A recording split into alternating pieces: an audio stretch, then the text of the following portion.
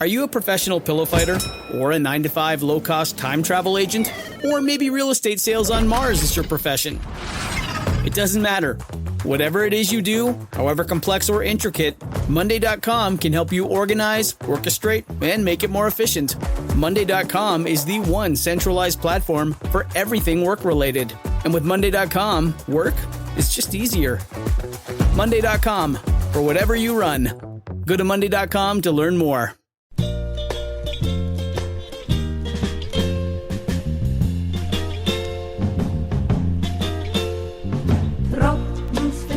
Auf mijn kop. Ik via dekker moest die kleine paardenbein op. Geet mir geen zacht niet.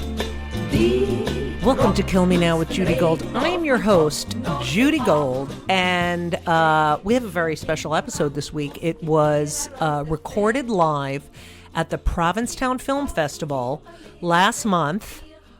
I got to interview Megan Stalter and Julio Torres because they each had films in the film festival and they won this New Wave Award. And I always do a little interview for the winners of that award. And I did it last year and I did it this year. And I wanted to share it with you because they're both really talented. Megan is in the movie Corrobora. Julio, who is, a beyond genius, was writer for SNL. I mean, you'll hear all about this, but he has a new movie out, Problemista, which is fantastic, that he wrote, starred in, and directed. Okay, so these young people are killing it, and that's why I want to kill myself. No, I'm kidding. I don't want to kill myself, but it was a lot of fun, and I'm glad we got the recording. I hope it sounds good. Don't yell at me if it doesn't sound good, okay? Because I can't deal with any negativity. Anyway, so what do I have to tell you before this part one of this interview? Oh, I would like you to know that today, the day this comes out, I am in Montreal. I'm in Montreal for the Just for Laughs Festival. I think it's my 4th or 5th time. And I'm really excited, although I'm going to be there for a long time. But I have tons of shows. So, go on my website, go follow me on all the, socials. And if you're in or near Montreal, you got to come see me. I mean, you got to do it because I'm there and I'm doing a live podcast. I'm doing a live Kill Me Now podcast. But I'll tell you all about that at the end of this episode. Just wanted to tell you something that happened this week. I'm not going to rant about politics and right now. I do want to. Oh, and by the way, last week's rant when I talked about Synchrony Bank and Crate and Barrel, I forgot to tell you that I had earned a $220 credit from Crate and Barrel because I had spent a lot of money. So because I have the card, they give you rewards. So I had earned $220 in rewards. And when I contacted them, they said, oh, well, since we closed the account, you don't get your reward. I forgot to add that. I was so mad. I was so fucking mad. But Tracy with an I, who works at Synchrony Bank, she got me my $220 back. I love you, Tracy with an I. I love you. But it's still not resolved. Telling you right now, I've checked every day. No one's called me. No one has done anything. I called the other day. It was moved to another department. These people are fucking assholes. Okay? So that's that. And here's the other thing. So I bought a rug. You know how you buy stuff now and it takes 2.5 to 10 years to get it delivered? You know what I'm talking about? I mean, really? And they lie. They're like, yes, we'll have it in stock in a month and a half. And then it's, 2 months. I mean, when you're in the fucking Hebrew Home for the Aged, we'll deliver it. Okay. So I ordered a rug from West Elm a couple of months ago. And it was delivered the same day they delivered my chair from Crate and Fuckface. Okay. And I said to Ben, my lovely son, they're going to deliver the chair. Of course, I had to wake him up, even though he knew they were coming, whatever. They're going to deliver the chair, and the rug is also coming that day, but they're not deliver. They're going to leave it in the lobby, so I need you to bring it upstairs. So that was Saturday. Friday, the Friday following that Saturday that the chair was delivered and the rug was delivered. That Friday, by the way, I had spoken to Ben the night before. I speak to him every day because I'm Jewish, and I said, "Oh, how's the rug?" And he's like, "It's fine. It's in the bedroom." I said, "Where is it?" "It's in the bedroom." Okay, so the following Friday, chair and rug are delivered on Saturday.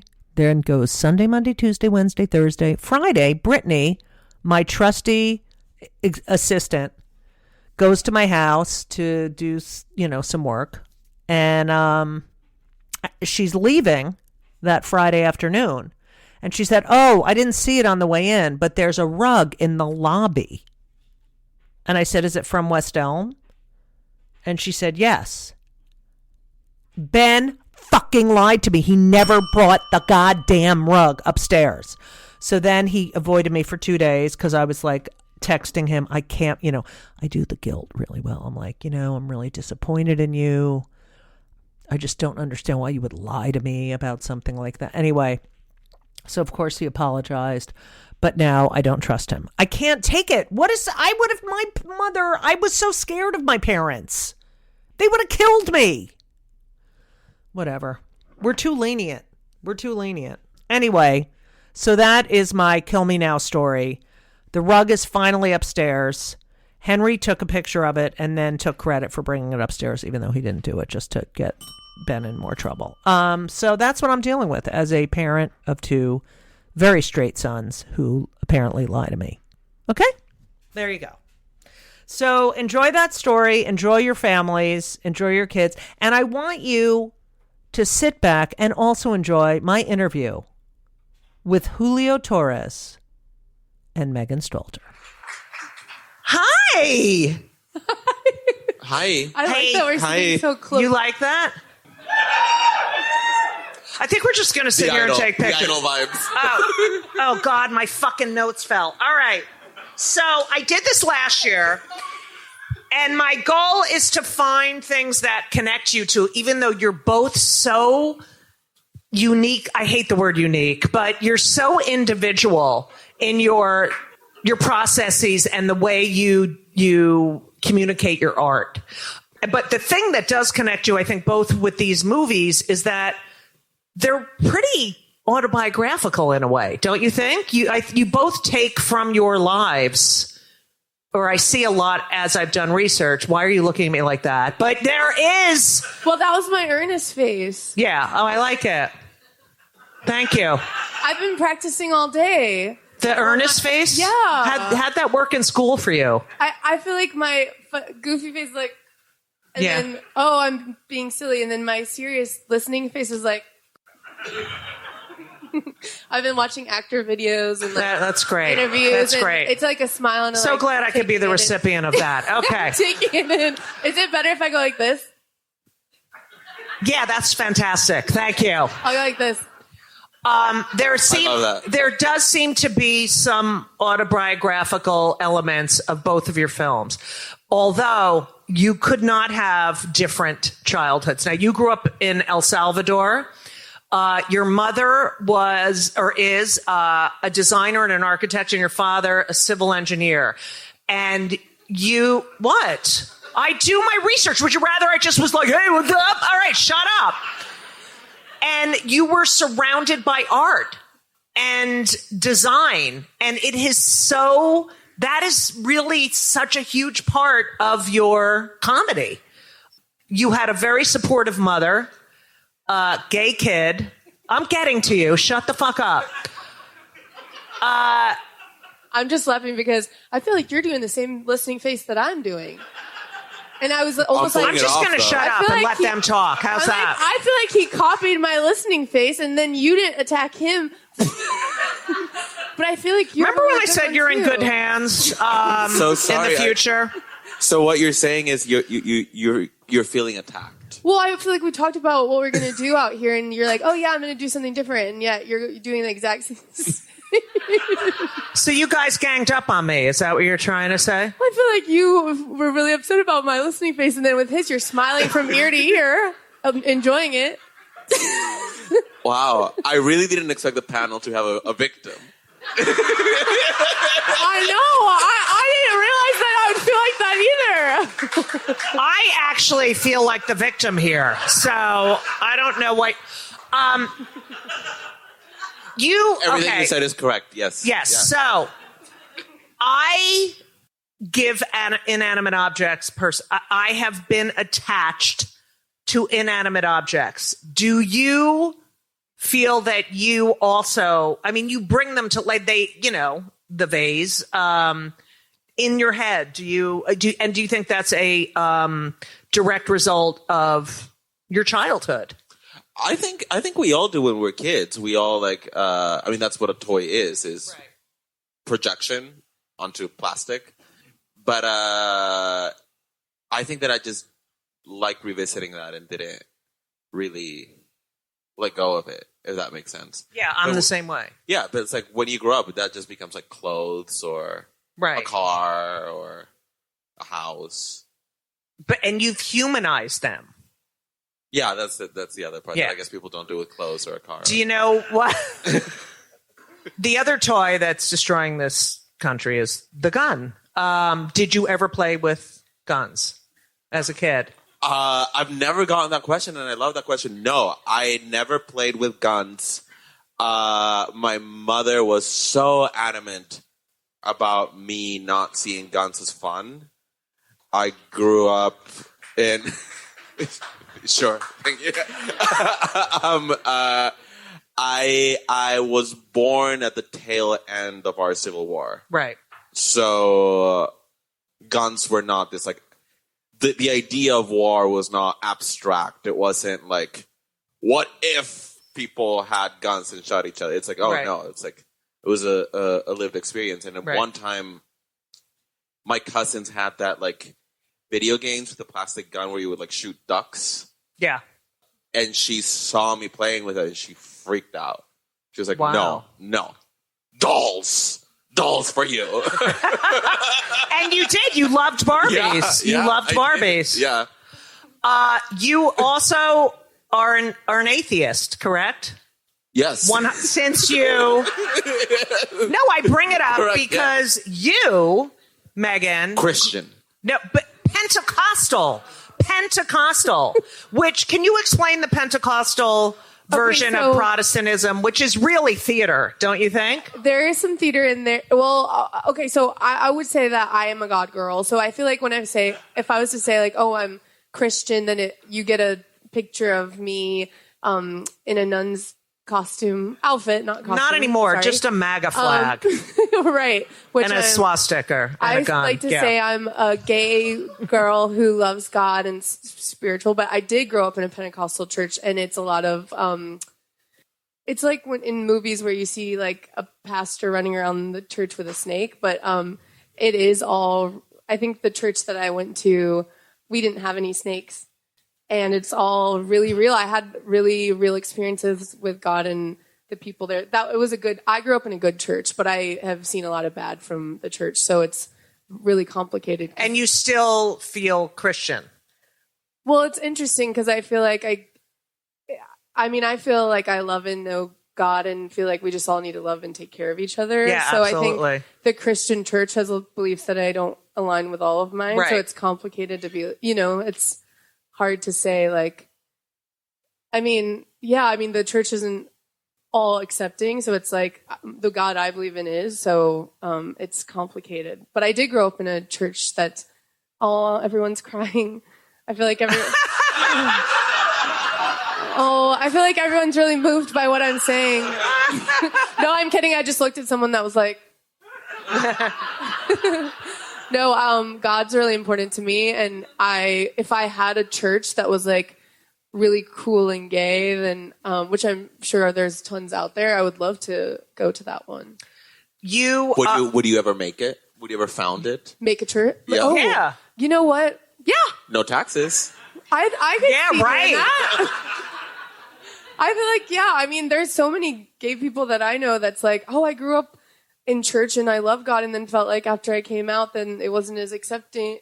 They weren't as accepting Right, of of me, and course. I'm like, oh well, that breaks my heart because the God that I know, I feel like. Where is that God? I need to discuss things about my career with them.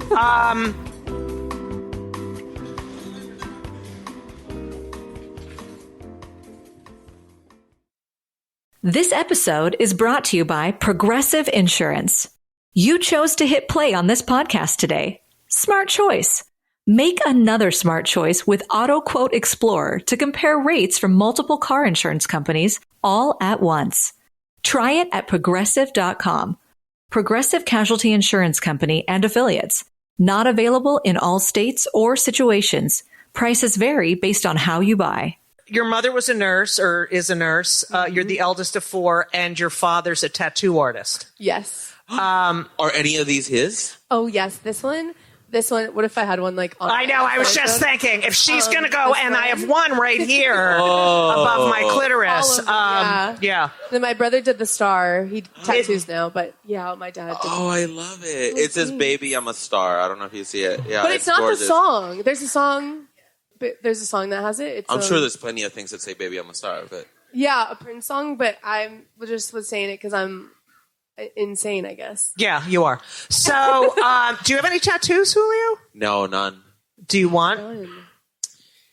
I feel like I visually my mood changes a lot. Right. So As your hair does as I- well. Yeah. Yes. So I don't know that the commitment. to Right. this- It is a to huge a commitment. symbol. Yeah. What would you get? One time I saw a girl with like I asked the questions. the only. I got asked kidding. what you would get. Yeah. You I have to saw ask me a first. girl with a tattoo that the first tattoo that I was like, oh wait, that's a good idea. Like I would do that. She had like little like specks of light tattooed all over her body. Oh, that's cool. It was like bling bling bling. They They made noise. The What? they made noise as well. Well, it's sort of like when God, it sounds like such a parody of myself. But like when a shape has a sound, Right. and It makes you think of the yeah, sound. yeah. It made you feel like pling pling pling. Right. Yeah. Your grandmother went to a fortune teller, and the fortune teller said that one of her grandkids was going to make it in New York City. Is that correct? Or Yeah, be a that's correct. huge success in New York City? Yes. And your mother... Chills down my spine. Huh? What? I got chills down my spine Yeah. just now. And your mother, you were 6 months old. I do my research. And your mother said it's him. Oh, you're getting ping, ping, ping. I'm shaking. You're getting a little, oh, that's so cute. Do you believe in that sort of mystical thinking? You know, I don't know. I'm attracted to it. I don't know if in my core I believe in it, but it definitely colors a lot of my work and what I like. Is this sort of like vague sense of magic. I think that like Latin American Catholicism, which my parents are not really anything, but like I sort of grew up around it like ambiently. Right. It's obviously so lush and superstitious, and my mom always believed in a wide range of things. Like she believes in reincarnation. She thinks that her dreams communicate things to her. Like she'll like wake up in the middle of the night writing down a phone number that she heard in a dream. Aliens have taken her. And Do you know what meds she's on? None. Okay. So I believe that she believes it, and I love that.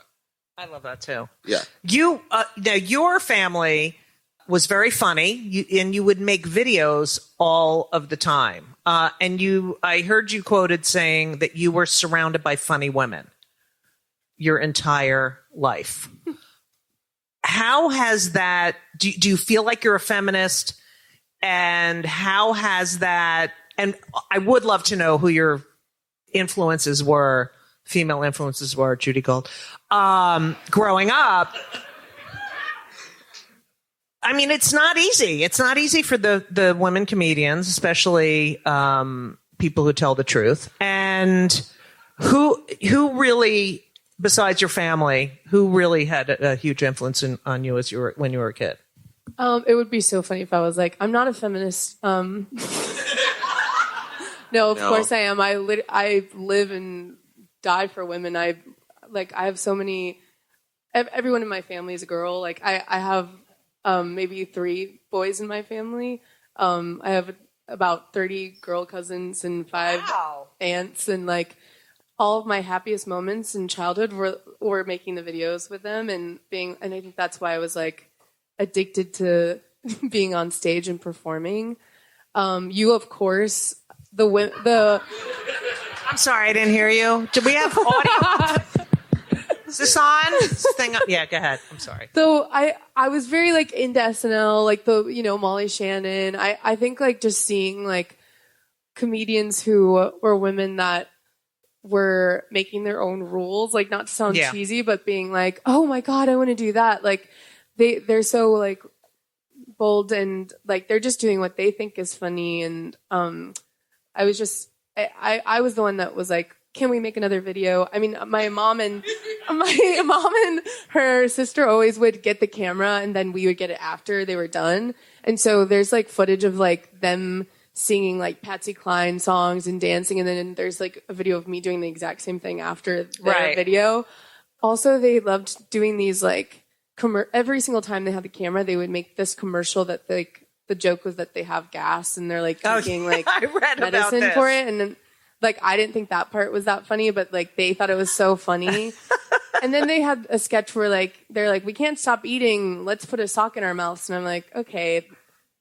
Like, it wasn't always good. You, the actor, didn't really agree with the vision well, the producers had. It was like, I wasn't allowed to be cast in that. Like, that was my mom and her sister. And like, adult humor, I guess, was that like, they should like be on a diet. I guess. So it was a little bit toxic. Like I'm glad that I wasn't like shoving things like socks in my mouth, sort of copying that sketch. Yeah. But, it's interesting, like the era that we grew up, like there's like weird eating stuff with our parents, but for some reason when I just think like it was fun to see them have fun together, but I don't think I believe in everything my mom has tried is like, sure. I think there was some toxic stuff that I saw. Like their sense of humor. Like my aunt would have. Is this Aunt Linda? No, my Aunt Sherry would have. Oh, okay, she had a lot of eating. They both had a lot of eating stuff. So, but that was part of their sense of humor, is what I mean. But I don't think I took on that. Like for some reason, I went total opposite. Like I was like, I never want to do that to myself. But my aunt would have little written notes around her kitchen, like, "Hey, fat pig, you don't need another snack." Or she would like chew up candy and spit it into a bag in front of us, and like they'd be funny about it, but I'm like, oh, okay, that's weird, but like, can I just have the camera to make my like horror film? Yeah. So in many ways, like my mom and like all the women that raised me are such inspirations, but I also saw like a lot of pain and stuff they went through that I was like, I think that's a big reason why now I'm like, I'm never going to say anything bad about myself. Right. Because I saw like how hard that is. I don't know, but I love that that's what you learned from that. I mean, most people would be sucked in, and you were like, wait a minute, you just instinctively knew unhealthy avoidance of this whole situation. But they had so much fun. We would come up with dances, or we do big talk shows, and like we filmed everything. And like, I don't even know if my mom realizes like she is a big part of why like I love this. Yeah. Even if some of the toxic stuff I tried so hard to fight against. But yeah, I love female comedians, and I'm obsessed with women and having sex with them. Me too. It's because comedy is such a coping mechanism. And I read that you you were, when you were 11, your grandfather died and your whole economic situation changed, and your mother lost her store where you really felt the most you as a kid in that store because she was so embracing of your unique talent and your ideas. And you ended up moving and getting a scholarship to a very fancy school, but you and your sister were the poor kids at the high school. And you would not be cast in anything in high school. How do you think your high school experiences affect your art? I mean, you got to see a whole other world. Yeah, that's a really good.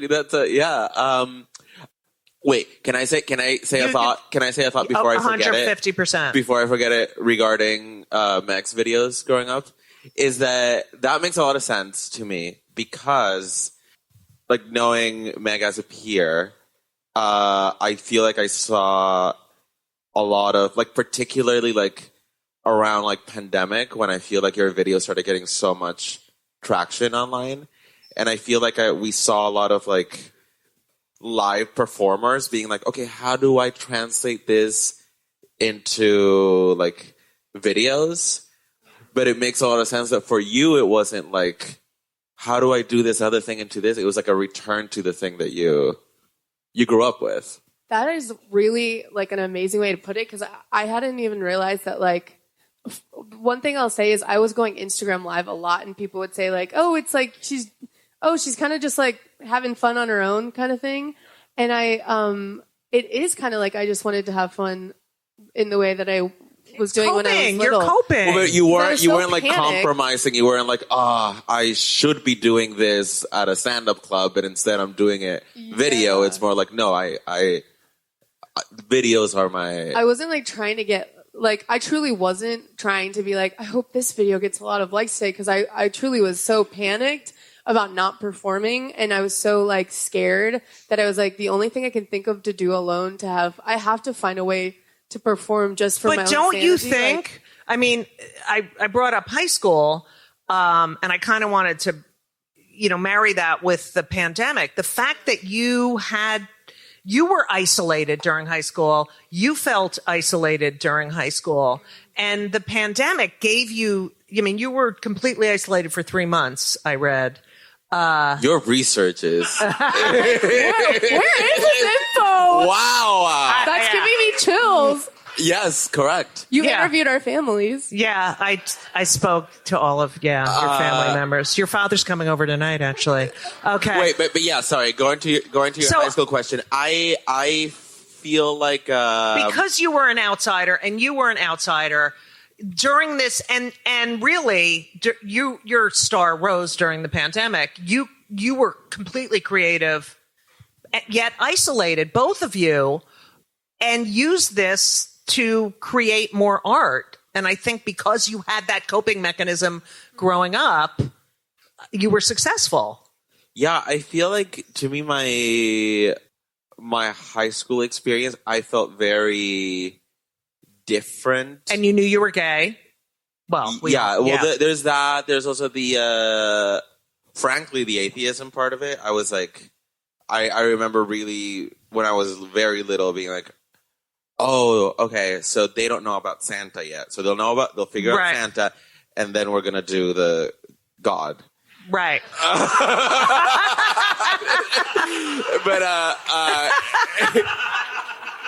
But then I felt very like I didn't really like every school year, like after 2 weeks, my parents would be summoned to a meeting, and it was always like, he is not engaging with his peers. He is just not talking to them. He is just sort of like waiting it out. And I feel like, and this is, I think, the way that I still metabolize rejection, is I'm like, I don't know who you are, and I really don't care, and like, goodbye. Did you feel lonely during those times, or you were so? I remember I was just very used to loneliness. Yeah. So I was very like, I was never like, I wonder if I'll be invited to that. I was more like, oh yeah, I'm sure they hang out. But yeah. Oh, I'm sure these two are like hanging out when I'm not in front of them. Like, you think about that, the loneliness, and today I feel like kids don't know how to be lonely. They don't know how to be bored, and they just look at their phone. But don't you think that they are? Yeah. I don't know. I hear from parents that like that children are lonelier now because they're experiencing life through. They're not really spending time with themselves. Maybe it's like they're alone, and they're lonely in a deep way, but distracted by like the online stuff. Sorry, I didn't mean to interrupt. Right. But they're not like, I don't know. Maybe they are hanging out. I don't have kids, so I don't know. I do, and don't. Yeah. Do Okay. It. Well, don't do it.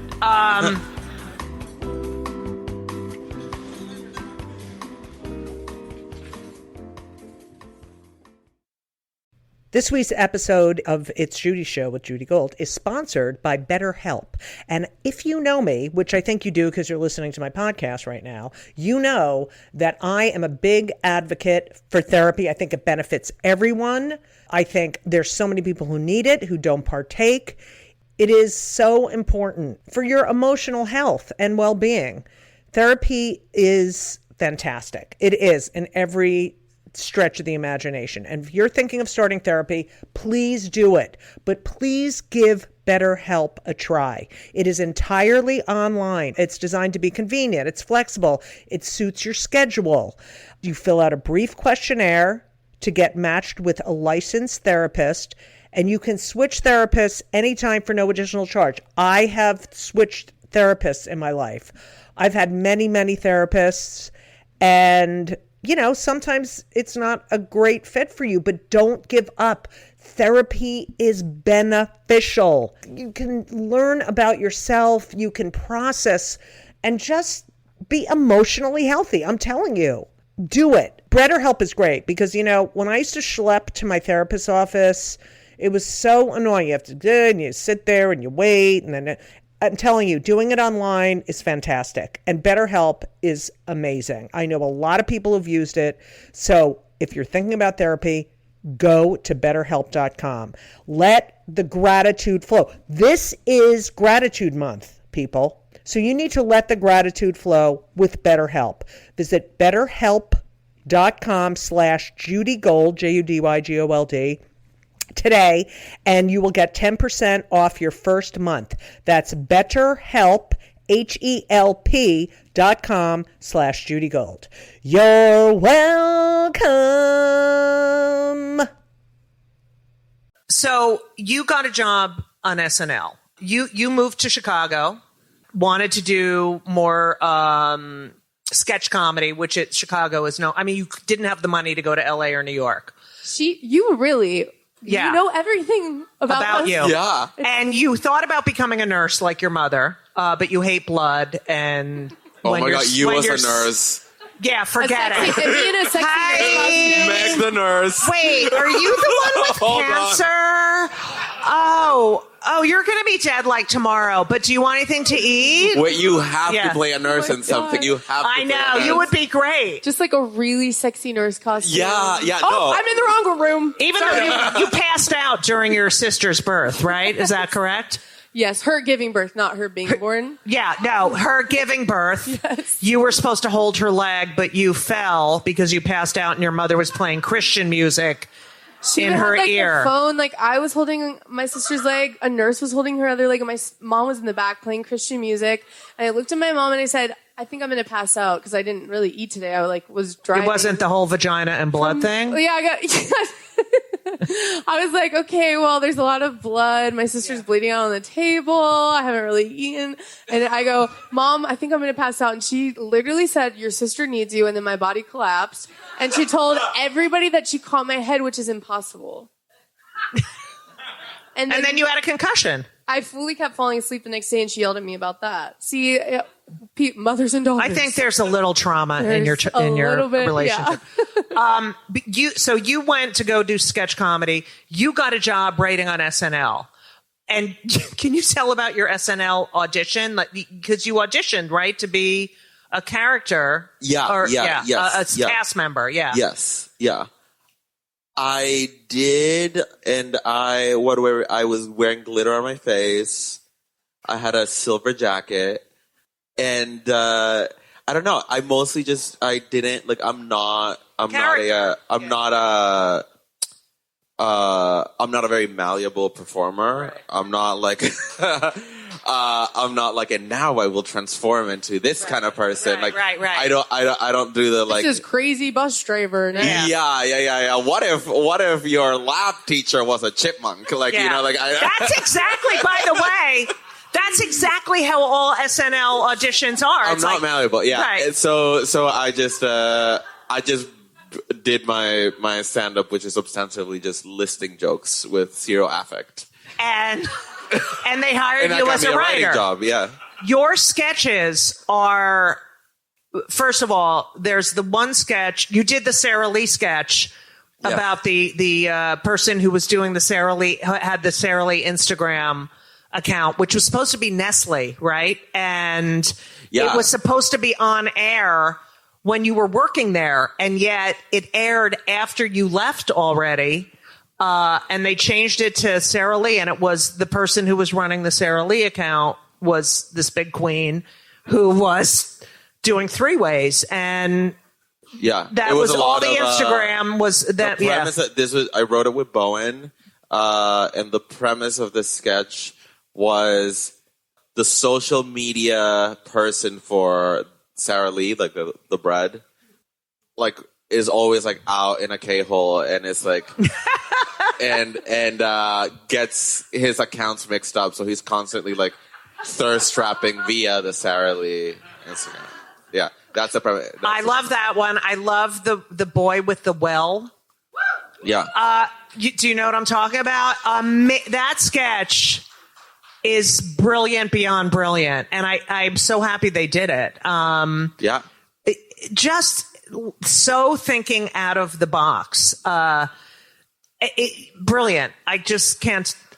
You're just an amazing writer. So you left SNL and created these other shows, which ended up on HBO. Can you tell us a little bit about those? Los Spookies with my friend Anna, who I'm sure will come here at one point. Anna Fabrega and Fred Armisen, and we. Yeah, it's just this bizarre little show that somehow we got away with for 2 seasons, miraculously.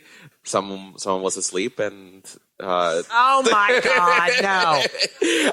No, I really, really, really love doing that show so much. Are you surprised at your success?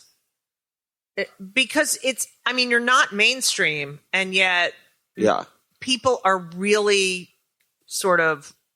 You're like a magnet that people really want to see what you're doing and working on. I think that the packaging makes things seem more inaccessible than they actually are. I think. Mm-hmm. Because it's like, even Los Spookies, which is titled Los Spookies, and it's very kooky and all these things. It's like, I don't know, it's a show about 4 friends. Right. You know what I mean? It's not and it's so not Friends. It's not Friends. Yes. No, it's not. It's not like Friends. The hit. You should check it out. Jennifer. A lot of diversity on that show. Yeah. Jennifer, Lisa Kudrow. Who's fantastic. Yeah. Also Jennifer Aniston is fantastic. Sorry. And then I think the other thing that you alluded to was my favorite shapes. HBO special. I love that. Which was directed by the person who directed Wells for Boys, who is Dave, who you met backstage. Oh, yeah, I met Dave, Who is the one of the producers of this movie. Problemista. Thank you so much for listening to part 1 of my interview with Megan Stalter and Julio Torres. Kill Me Now is produced by Laura Vogel. It is edited by Colin Schmaling.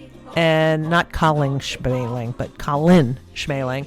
And everything else doing with the podcast in my life is done by Brittany Jo Sowards. Richmond.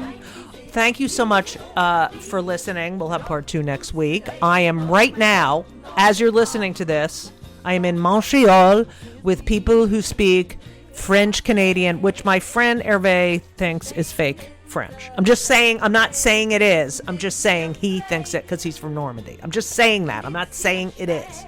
God knows I wish I could speak another language, okay? The only languages I know are English and cursing. That's it. I know some Yiddish. Okay. So I just want you to know I'm in Montreal until July 29th. Yes, I need to find a washing machine. You can catch me every night from July 18th to July 26th at the Just for Culture show. You can see my solo show. That's me doing an hour plus of stand-up on July 26th and 27th. If you're listening, you live in Montreal, we're doing a live Kill Me Now recording on July 27th at the Doubletree by Hilton Hotel in the Ovation Room in Montreal. I'm doing Ruby Karp show tonight on July 18th. And I'm doing a gala, the gala that appears on the Canadian television. It's Jack Whitehall's show. He'll be hosting it on July 28th. And you can get tickets for all of these shows at the link in my bio or on Instagram at at the link in my bio on Instagram. So you go to Instagram at Judy Gold, JEWDYGOLD, and there's a link in my bio you can get, or you can just go to montreal.hahaha.com. Yes, that is the email address for the Montreal Comedy Festival. hahaha.com. So go to montreal.hahaha.com. And when I get back, people, I will be at the Post Office Cafe and Cabaret every Tuesday, Thursday, and Sunday night until September 3rd. Okay? So there's lots of places to see me live, and I need to see you. I need to see you. And I also want to say thank you all. I know you're listening to the end because you're still listening. So thank you for that.